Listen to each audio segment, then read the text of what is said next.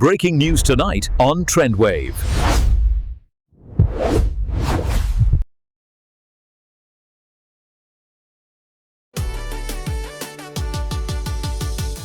Suffer, but I'm a suffer.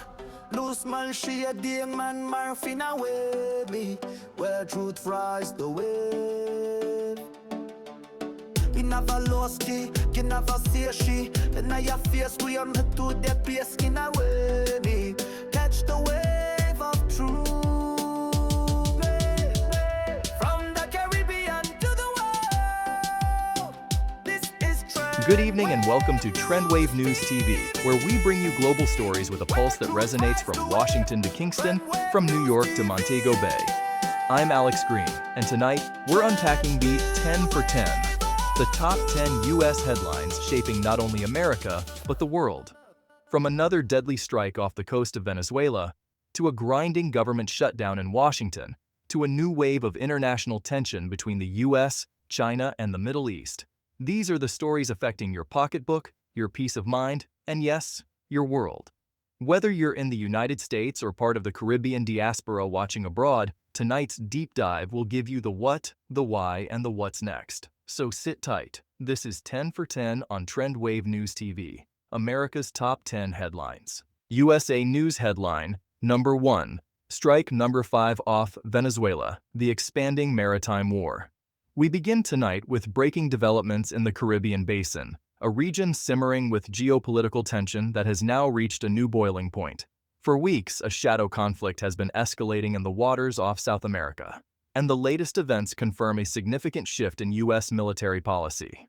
In a statement released just hours ago, the White House has confirmed a 6th U.S. military strike on a suspected drug smuggling vessel off the coast of Venezuela. The operation, which took place in international waters approximately 80 nautical miles north of the Paraguaná Peninsula, resulted in the complete neutralization of the target vessel and the deaths of 6 individuals aboard. Administration officials, speaking on the condition of anonymity, stated that the strike was authorized based on actionable intelligence linking the vessel to what they term narco-terrorist networks. This intelligence reportedly included satellite imagery, signals intercepts, and human source information, suggesting the boat was part of a logistics chain for a major transnational criminal organization. The vessel was allegedly following known trafficking routes used to move cocaine from South America towards Central America and the Caribbean, destined for markets in North America and Europe. This strike is the latest action under a controversial legal framework the administration calls a non-international armed conflict, with cartel-linked targets, a designation that grants the military broader authority to engage threats outside of traditional war zones. The operation has ignited a firestorm of legal and diplomatic questions, both at home and abroad. On Capitol Hill, lawmakers from both parties are voicing alarm and demanding immediate oversight. The House and Senate Armed Services Committees have scheduled closed-door briefings with Pentagon officials for next week. Critics argue the administration is waging an undeclared war, bypassing congressional authority. Meanwhile, international law experts are fiercely debating whether these strikes constitute a violation of maritime sovereignty and the United Nations Convention on the Law of the Sea. The Venezuelan government has condemned the action as an act of imperialist aggression, vowing to defend its sovereignty, further straining already fractured diplomatic relations. So, what does this mean for the average person? This escalation signifies a major shift in the war on drugs. Instead of law enforcement interdictions, the U.S. is now using lethal military force, treating drug cartels like terrorist organizations. This could mean increased military spending and a greater risk of entanglement in foreign conflicts, all funded by taxpayer dollars. For communities in the Caribbean, like those in nearby Trinidad and Tobago, this heightened military activity brings the conflict right to their doorstep, threatening regional stability and maritime trade. Adding another layer of complexity to this rapidly evolving situation, a high-profile resignation has rocked the Pentagon. In related military news, Rear Admiral Alvin Holsey, the U.S. Navy's Deputy Chief of Staff for Strategy, Plans, and Policy, has abruptly stepped down from his post. A decorated officer with more than 3 decades of distinguished service, Admiral Holsey was a pivotal figure overseeing U.S. naval operations in the Caribbean and Latin America. His command was instrumental in shaping the very anti-narcotics strategy that is now under intense scrutiny. The Pentagon officially confirmed his resignation earlier this week, citing personal reasons in a brief two-sentence statement. However, multiple sources within the Department of Defense, speaking to USA News, suggest the departure comes amid mounting internal friction over the legal and ethical implications of the recent U.S. maritime strikes near Venezuela. Admiral Holsey, known for his meticulous approach to international law and his leadership in joint humanitarian missions, reportedly voiced concerns about the rules of engagement and the potential for unintended escalation. His career was marked by a commitment to building partnerships with Latin American navies, a strategy some feel is being undermined by the recent unilateral actions. His departure is seen by many defense analysts not as a simple retirement, but as a protest. Holsey's sudden exit raises profound questions about the Navy's strategic direction and the stability of its command structure in one of the world's most politically charged maritime zones. It signals a deep division within the military leadership over the current administration's aggressive posture. A senior military analyst speaking to us on Background put it this way: while drug smuggling is a real and persistent security issue, we're seeing the boundaries blur between counter-narcotics and armed conflict. The legal framework is being stretched to its breaking point. That's what makes many in Washington, and even inside the Pentagon, profoundly uneasy. This latest incident is not an isolated event, but the culmination of a steady escalation. A review of naval operations shows a clear pattern. Earlier strikes, previously undisclosed but now confirmed by defense officials, were recorded on September 2nd, September 15th, September 19th, and October 3rd. Each operation has grown in audacity, moving progressively closer to sensitive maritime boundaries. According to data from the Center for Strategic and Maritime Studies, these 6 strikes represent a 400% increase in the use of lethal force in regional counter-narcotics operations compared to the entire previous year. Each escalation pulls the U.S. deeper into a shadow conflict, creating a zone of instability uncomfortably close to the sovereign waters of Jamaica, Trinidad, and especially Venezuela.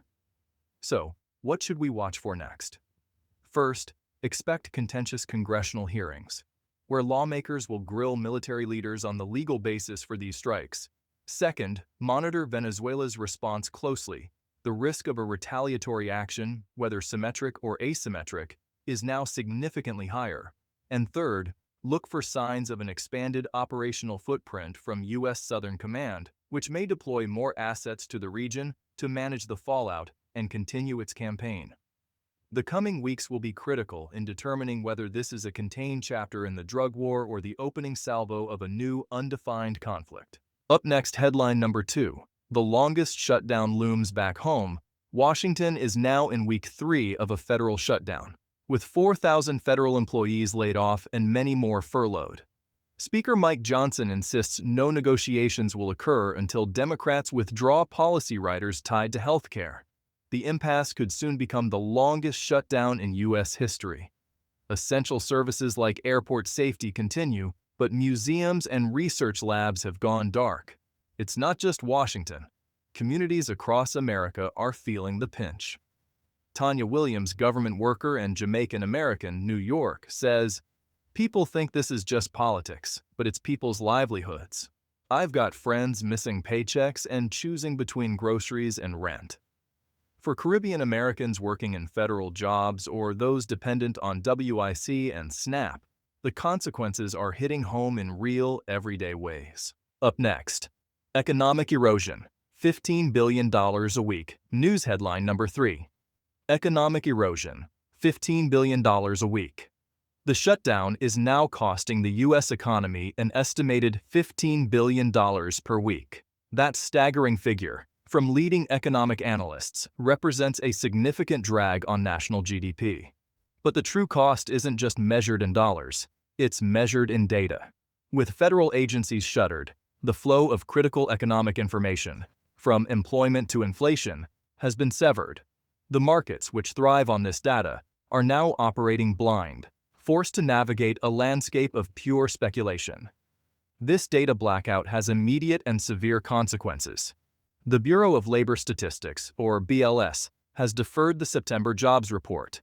Without that key number, the Federal Reserve, Wall Street analysts, and corporate planners are left guessing about the true health of the labor market, unable to accurately gauge wage growth or unemployment trends. Similarly, the Census Bureau has suspended portions of its data collection. This directly impacts small business federal relief programs that depend on timely demographic and economic reporting to allocate funds where they're needed most. The result is a cascade of uncertainty. Wall Street firms are issuing forecasts with wider, less reliable error margins. Major corporations are deferring critical decisions on capital investment and hiring, waiting for the fog to clear. So, what does this mean for you? It means the gears of the economy are grinding without their essential lubricant: information. For small business owners, it could mean a delay or denial of a crucial loan from the Small Business Administration, as banks can't verify the necessary federal data. For workers, it means your next paycheck could be delayed if your employer relies on federal contracts or services. For families, it means the cost of goods, from groceries to gasoline, is harder to predict, as inflation metrics like the Consumer Price Index are also on hold. According to a recent survey by the U.S. Chamber of Commerce, over 70% of small businesses report that the lack of federal economic data is negatively impacting their planning and confidence. The ripple effects extend far beyond American shores. For families and expats sending remittances abroad, especially across the Caribbean, the economic uncertainty is very real. These financial lifelines, which support households and local economies, are threatened when jobs and wages in the U.S. become unstable. In nations with strong trade links to the U.S., such as Jamaica, the Dominican Republic, or the Bahamas, economists warn that weaker U.S. consumption could significantly dampen exports, tourism demand, and foreign investment. The Caribbean angle here is stark. A slowdown in the U.S. directly translates to economic headwinds for its island neighbors, who depend heavily on American tourists and trade. What to watch next? The key thing to monitor is which indicators get partial staff recalls. The administration may deem certain data points, like the Consumer Price Index, as essential for national security or economic stability, potentially recalling skeleton crews to compile and release them. This would signal which metrics the government itself is most worried about. Also, watch whether the Treasury Department takes the unusual step of compensating agencies to resume critical data releases, a move that would underscore the severity of the information crisis. Finally, keep an eye on statements from the Federal Reserve. Any change in tone or language about their ability to set monetary policy without reliable data could send shockwaves through the already nervous financial markets. And now for our major headline number 4, Letitia James indicted. In a stunning turn of events, New York Attorney General Letitia James, the prosecutor who gained national prominence for her successful civil fraud case against Donald Trump, has been indicted herself. A grand jury in Virginia has handed down charges of alleged mortgage fraud, a development that has sent shockwaves through the American political and legal establishments.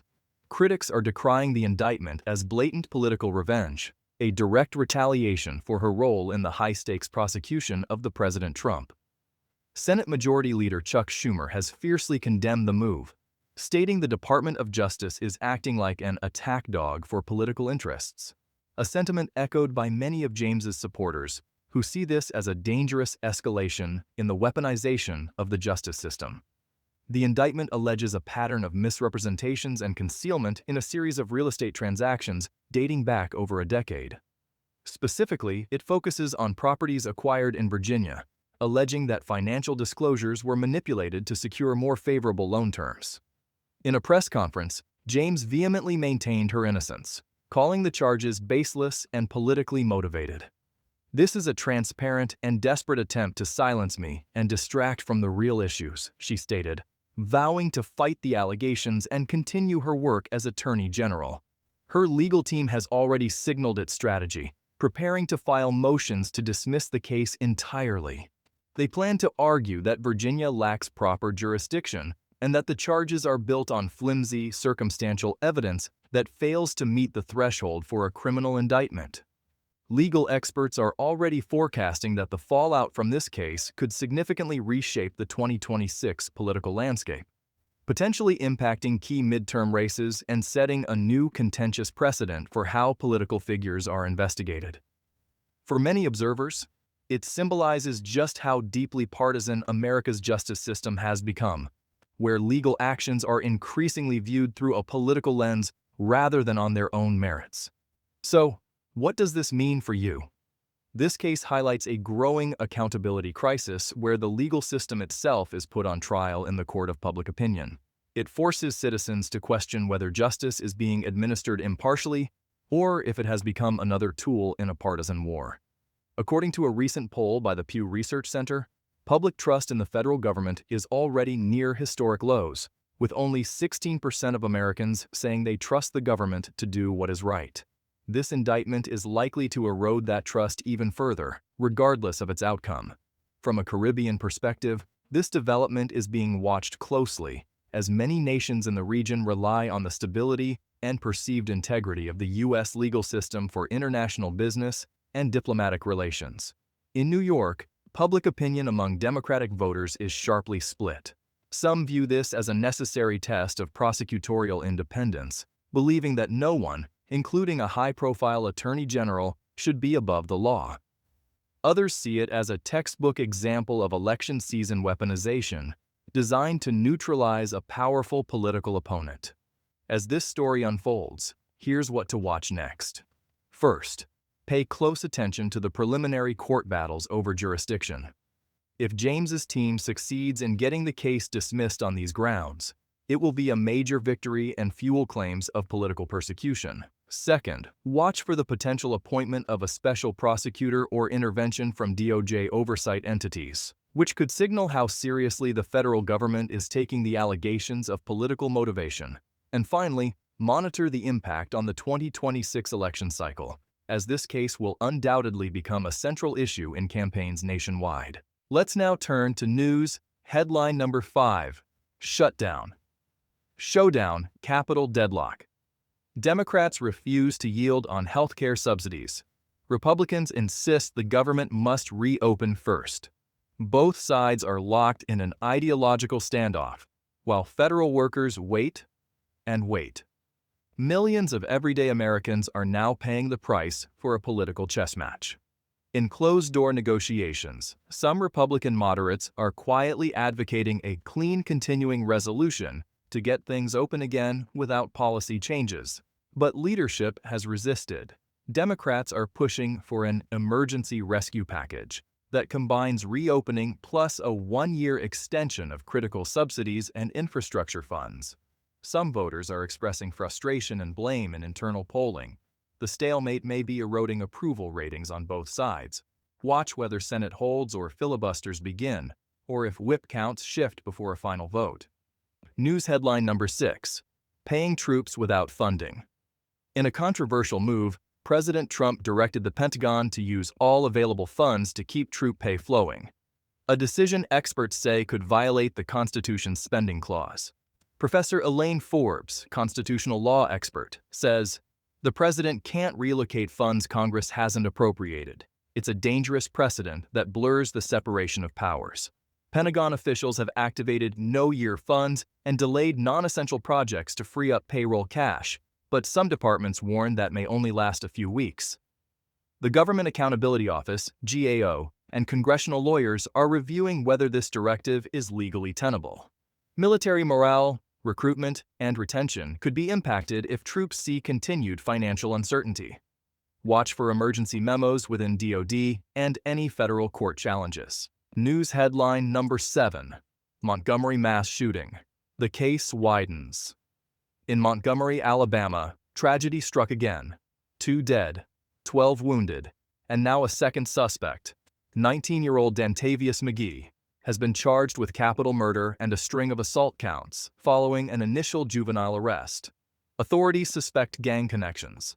Prosecutors say the second suspect matched ballistics evidence and was captured via surveillance camera footage and cell phone ping data. Community leaders and clergy in Montgomery have called for calm while demanding stricter gun control enforcement and mental health resources. Local residents report heightened fear in downtown areas, with plans for increased police patrols during weekend events. Watch for gang affiliations, any third-party conspirators, and whether the case becomes a state versus federal prosecution. The eighth headline for this week is U.S.-China tensions, South China Sea clash. The United States has condemned China after a Chinese ship rammed and water-cannoned a Philippine vessel near Thitu Island on October 12. Washington reaffirmed its defense treaty with the Philippines. This escalation could drag U.S. allies, including Japan and Australia, into a dangerous maritime standoff. Satellite imagery and AIS vessel tracking data confirm the collision occurred just outside the Philippines' 12 nautical mile territorial waters, but inside the extended exclusive economic zone claimed by China. The U.S. The Navy dispatched surveillance aircraft and positioned destroyers nearby. The Philippines lodged a formal diplomatic protest. ASEAN foreign ministers are convening emergency talks. Watch whether the Philippines invokes mutual defense clauses or appeals to international courts, e.g. in close arbitration. Headline number 9 this week: Gaza ceasefire and Sharm el-Sheikh summit. In the Middle East, a fragile ceasefire between Israel and Hamas is holding. Leaders met in Egypt's Sharm el-Sheikh to map Gaza's future, though Israel's Prime Minister Netanyahu skipped the talks. For global audiences, including our viewers in the Caribbean, the peace process affects oil prices, regional trade, and migrant displacement. Under the agreement, dozens of hostages were released. Humanitarian corridors are being opened for aid. The summit's joint declaration includes rebuilding plans, demilitarization zones, and third-party monitoring. Egypt, Qatar, Turkey. Critics say key issues remain unresolved: governance, the status of Gaza's borders, and West Bank security. Watch for funding pledges, UN agency involvement, and whether escalations resume in border zones. Headline number 10: Trade War Reloaded, Tariff Shock. Finally, the U.S.-China trade war is back on. President Trump has announced a 100% tariff hike on Chinese imports, sending markets into a tailspin. This could affect everyday items, from smartphones to auto parts. For Caribbean nations trading through U.S. ports, higher costs could ripple down to food, energy, and shipping prices. The tariff list reportedly targets critical minerals, electronics components, and rare earth elements. Chinese officials responded by threatening countermeasures on U.S. agricultural exports and restricting supply of battery minerals. Global stock markets dipped, the U.S. dollar strengthened. Emerging markets may feel ripple effects. Watch for USTR notices, public comment periods, and whether other trading partners like India or EU join retaliatory steps. So there you have it. 10 for 10, as they trend. Now enriched, deeper, and more compelling. From Washington's shutdown to the waters off Venezuela, these are the issues tying us together in an increasingly interconnected world. If you found value in tonight's report, don't just watch. Be part of the conversation. Like this video, hit that subscribe button, comment below where you're watching from, whether it's Miami, London, Kingston, or Toronto, and share this report to keep others informed. I'm Alex Green. Thank you for watching TrendWave News TV. Stay safe, stay aware, and stay connected. But I'm a suffer. Lose man, she a young man, morphine away me.